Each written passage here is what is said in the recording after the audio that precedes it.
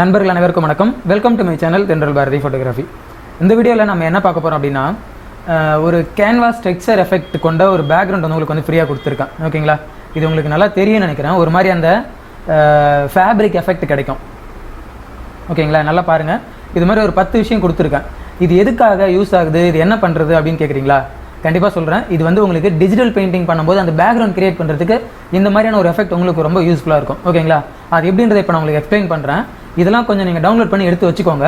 ஓகேங்களா? டவுன்லோட் பண்ணி எடுத்து வச்சுட்டு இதுக்கு முன்னாடி நான் என்ன சொல்லியிருக்கேன் அப்படின்னா, உங்களுக்கு வந்து டிஜிட்டல் பெயிண்டிங் பேக்ரவுண்ட் எப்படி பண்ணுறது அப்படின்றத நான் சொல்லியிருக்கேன். சில பேக்ரவுண்ட் உங்களுக்கு வந்து ஃப்ரீயாக கொடுத்துருக்கேன். ஓகேங்களா? இப்போ நான் வந்து இதுதான் என்னோட சப்ஜெக்ட்னு வச்சுக்கோங்களேன். நான் சப்ஜெக்ட் லேயரையும் இதையும் ஆஃப் பண்ணிட்டேன்.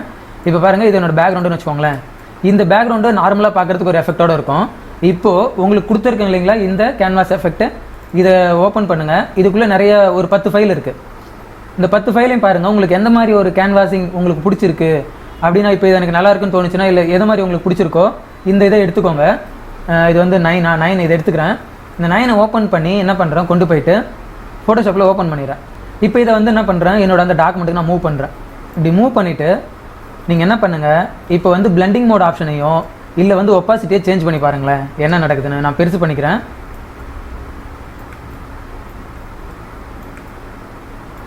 இப்படி பெருசு பண்ணிவிட்டு இப்போ அடுத்தது நான் என்ன பண்ண போகிறேன்னா, பிளெண்டிங் மோட் ஆப்ஷன்ஸ் இல்லைனா ஒப்பாசிட்டி, ஜஸ்ட் நீங்கள் ஒப்பாசிட்டி மட்டும் சேஞ்ச் பண்ணுங்கள். ஒப்பாசிட்டி போயிட்டு நான் என்ன பண்ணுறேன், குறைக்கிறேன். ஓகேவா? இப்போ பாருங்கள் எப்படி இருக்குது,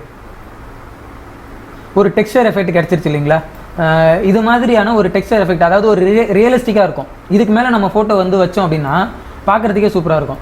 ஓகேங்களா? இப்போ வந்து இந்த டெக்ஸ்சர் வந்து மேலே இருக்குது, அதனால் நான் கீழே கொண்டு போகிறேன். இப்போ பாருங்கள். ஓகேங்களா? உங்களோட பெயிண்டிங்க்கு ஒரு புதுவிதமான ஒரு எஃபெக்ட் கொடுக்கும். உங்களுக்கு கலர்ஃபுல்லாகவும் இருக்கும்.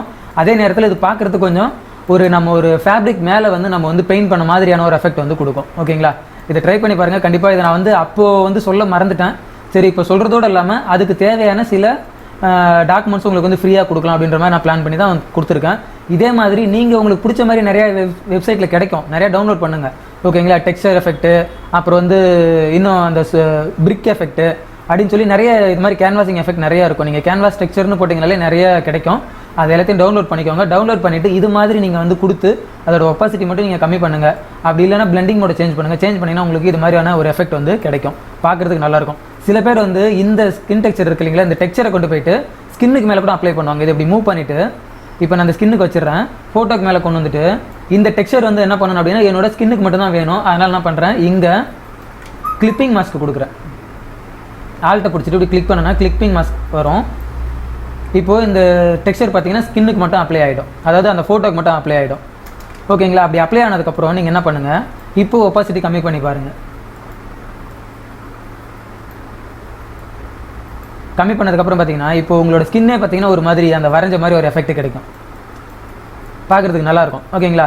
இப்போ நம்ம ஒரு துணியில் ஃபோட்டோ வரைஞ்ச மாதிரி ஒரு எஃபெக்ட் இருக்கும். ஓகேங்களா? ட்ரை பண்ணி பாருங்கள். இந்த விஷயம் உங்களுக்கு வந்து யூஸ்ஃபுல்லாக இருக்கும் அப்படின்னு நினைக்கிறேன்.